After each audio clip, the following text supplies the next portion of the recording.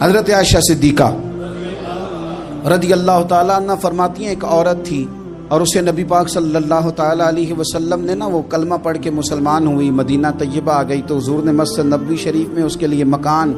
ایک سادہ سا کمرہ ساتھ مسجد کے بنوا دیا، وہیں رہنے لگی۔ اکثر وہ سیدہ طیبہ کے پاس آتی تو حضرت عائشہ صدیقہ رضی اللہ تعالیٰ عنہ فرماتی ہیں وہ بڑی باتیں سناتی اور آخر میں کہتی وہ ہار والا دن بھی بڑا عجیب دن تھا اور میرے رب کی قدرتوں کا دن تھا، وہ بھی بڑا عجیب دن تھا۔ سیدہ عائشہ صدیقہ رضی اللہ تعالیٰ عنہ ایک دن فرمانے لگی کہ تو ہار والے دن کا بڑا ذکر کرتی ہے، وہ کیا دن تھا؟ تو خاتون کہنے لگی اماں جی وہ دن تھا جب میرے رب پر بھروسہ اور مضبوط ہو گیا، جس دن میرا اپنے رب پر توکل اور بڑھا، میرے ایمان میں یقین میں اور پختگی آئی۔ کہنے لگی میں ایک گھر کی کنیز تھی، نوکرانی تھی، اس گھر میں ایک بچی تھی جس کے پاس سونے چاندی ہیرے جواہرات کا ہار تھا۔ اس زمانے میں چمڑے کے اوپر لوگ ہیرے جواہرات لگاتے تھے، کئی دفعہ سرخ رنگ کے چمڑے پہ لگائے جاتے تھے، وہ بچی پہنتی تھی تو کہتی ہیں وہ بچی کے اس نے اتار کے رکھا یا اس سے گرا وہ ہار تو چیل اسے اٹھا کے لے گئی گوشت سمجھ کے اور میرے سامنے اٹھا کے لے گئی۔ گھر والوں نے مجھ سے پوچھا، یہ بخاری میں موجود ہے، گھر والوں نے پوچھا مجھ سے کہ وہ ہار کہاں ہے تو میں نے کہا چیل اٹھا کے لے گئی۔ گھر میں کچھ چوری ہو جائے تو سب سے پہلا الزام کس پہ لگتا ہے؟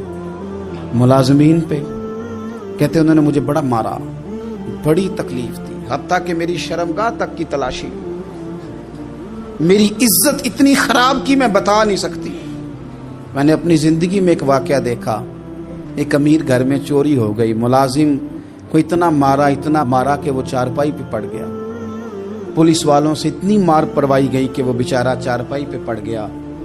اور پھر وہ اتنا بیمار ہوا اور کچھ دنوں کے بعد پتہ چل گیا کہ چور تو اپنا بیٹا ہے ان کا، پھر اس کا انتقال ہو گیا۔ اب وہ سیٹھ صاحب اور گھر والے آ کے مرنے والے کے کان میں معافیاں مانگ رہے ہیں، کان میں۔ تو میں نے ان سے پھر کہا تھا کہ یہ تو اب چلا گیا ہے، تمہارا زور چلتا تھا نا تو تم نے قانون خریدا اور تم نے اسے جتنا ہو سکا تم نے اسے مار پڑوائی، تمہارے پاس جو عدالتیں تھی تم نے وہاں کاروائی کی، اب ایک عدالت قیامت کے دن لگے گی۔ یہ کمزور تھا نا، کچھ کر نہیں سکا۔ میرے نبی پاک صلی اللہ علیہ وسلم نے فرمایا سن لو، اگر سینگ والی بکری نے بغیر سینگ والی بکری کو تکلیف دی ہوگی نا تو قیامت کے دن اسے بھی بدلہ دینا